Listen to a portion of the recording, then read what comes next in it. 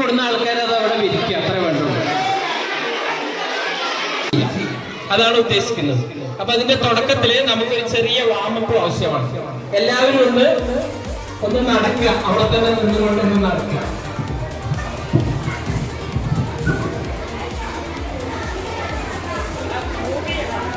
വേറെ സ്ഥലത്തേക്ക് മൂവ് ചെയ്യുന്നു വേണം.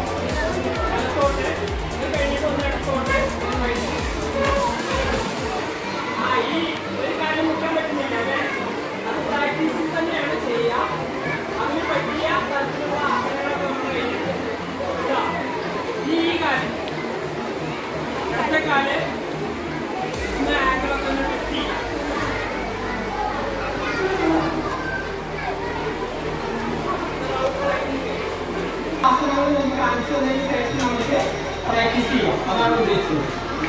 ഓക്കെ, ഇത് ത്രികോണാസനത്തിന് വേണ്ടിയിട്ട് നമ്മുടെ പുറത്താണ്. കൈ ഇങ്ങനെ വെക്കുന്നു. നമ്മുടെ എവിടേക്കാണ് നമ്മൾ മൂവ് ചെയ്യുന്നത് അവിടെ വലത്തോട്ട് കാല് ഒന്ന് നീളത്തിൽ അങ്ങോട്ടും ഇങ്ങോട്ടാക്കി വെക്കുന്നു. നമ്മുടെ നെരിയാണിയിലേക്ക് നമ്മളിങ്ങനെ പിടിക്കാൻ നോക്കുന്നു. നമ്മുടെ മുകളിലേക്ക് നോക്കിയിട്ട് നമ്മുടെ ഇടത്തെ കൈയിന്റെ പവയിലേക്കാണ് നമ്മൾ നോക്കുന്നത്. ഇതാണ് ത്രികോണാസനം എന്ന് പറയുന്നത്. ഓക്കെ, ഇനി ഇതിന്റെ അടുത്ത സൈഡിലേക്കും പോകും, ഈ സൈഡിലേക്കും ചെയ്യാൻ പറ്റും. ഇതേപോലെ തന്നെ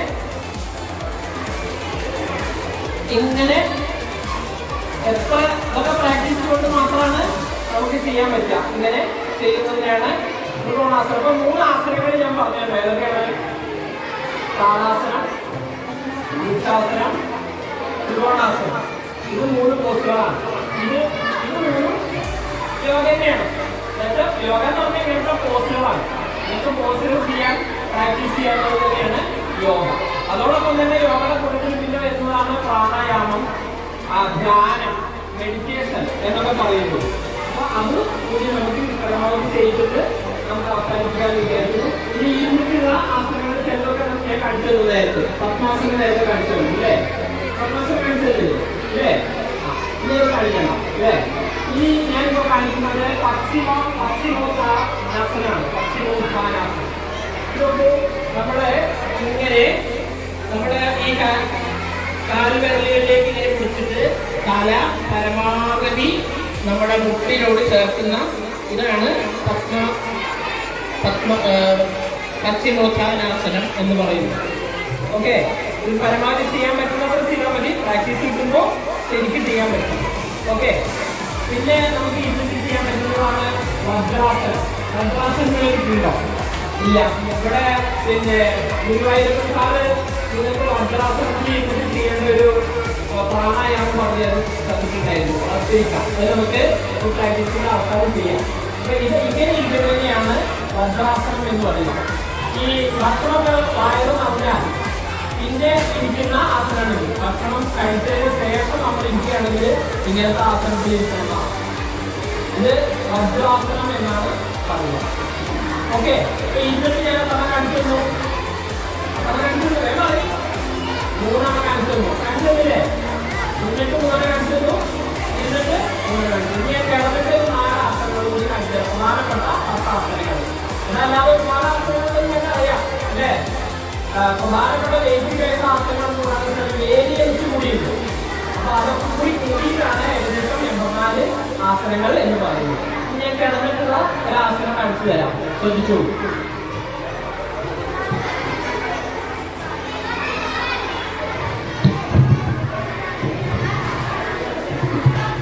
ചെയ്യുന്ന 2 ആൾക്കാരുടെ സേവനം ഇവിടെ ആവശ്യമുണ്ട്.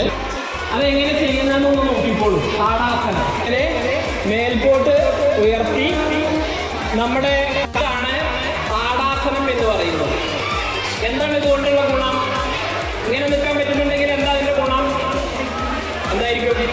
കാലിന്റെ അതിന്റെ പിന്നിലൊരു ചരിത്രം, ഒരു ശാസ്ത്രമുണ്ട്. 84 ലക്ഷം ജീവജാലങ്ങളാണ് അത്ര ഭൂമിയിൽ.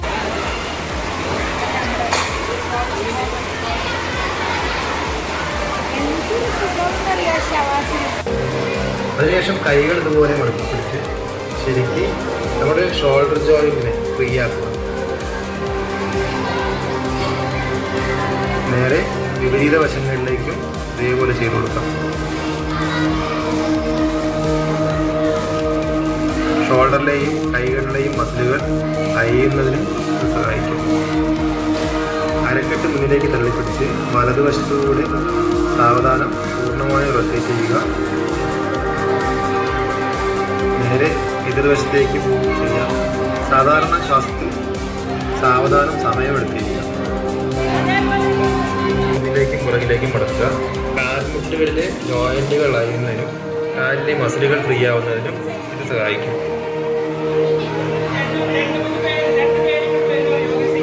കാൽമുട്ടുകൾ 2 വശങ്ങളിലേക്കും.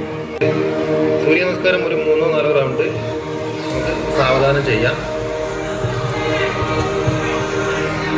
സൂര്യ നമസ്കാരം ഒരു വാമിംഗ് എന്ന രീതിയിലും അല്ലാതെയും ഏറ്റവും വളരെ ഗുണപ്രദമായിട്ടുള്ള ഒരു വ്യായാമമാണ്. ശരീരത്തിൻ്റെ എല്ലാ മസിലുകളും എല്ലാ ജോയിൻറ്റുകളും എല്ലാ ഭാഗങ്ങൾക്കും ഒരുപോലെ വ്യായാമവും അയവും കിട്ടുന്ന ഒരു വ്യായാമമാണ് സൂര്യ നമസ്കാരം. സംശയമുള്ളവർക്ക് ഡിസ്ക്രിപ്ഷനിൽ നോക്കാം. ഫസ്റ്റ് നമ്മൾ നിന്നുകൊണ്ടുള്ള 1-2 ആസനങ്ങൾ ചെയ്യുകയാണ്. ഫസ്റ്റ് നമ്മൾ ചെയ്യുന്നത് വൃക്ഷാസനമാണ്. കാലുകൾ മേലെ തുടയിൽ ഇതേപോലെ കറക്റ്റായിട്ട് വെക്കുക. ഇനി ശ്വാസം എടുത്തുകൊണ്ട് 2 കൈകളും സാവധാനം വശങ്ങളിലൂടെ ഉയർത്തിക്കൊണ്ട് വരിക. കൈ മുകളിൽ കൂട്ടി പിടിക്കുക. ഈ ഒരു പോസ്റ്ററിൽ നിന്നുകൊണ്ട് 2-3 തവണ ദീർഘമായി ശ്രദ്ധിക്കുക. ശരീരത്തിൻ്റെ ബാലൻസ് കൂട്ടാനും കോൺസെൻട്രേഷൻ കൂട്ടാനും പറ്റിയ ഏറ്റവും നല്ലൊരു യോഗ പോസ്റ്ററാണ് വൃക്ഷാസനം. കാലുകൾ സാവധാനം ആക്കി വെക്കുക. ഓപ്പോസിറ്റ് അടുത്ത കാലം അതേപോലെ ചെയ്യുക. ഇനി നമ്മൾ ത്രികോണാസനമാണ് ചെയ്യുന്നത്. കാലുകളൊരു 3 അടി അകലത്തിൽ അകറ്റി വെക്കുക. കൈകൾ ഷോൾഡർ ലെവലിൽ പിടിക്കുക. ശ്വാസം വിട്ടുകൊണ്ട് വലത് കാലിലേക്ക് നേരെ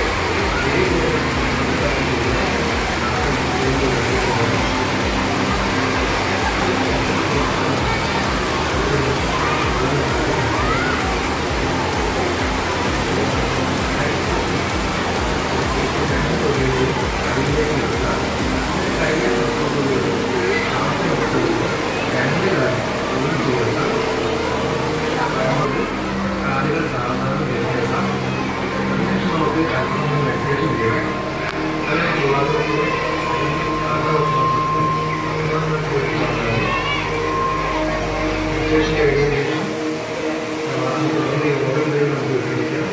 അതിനുവേണ്ടി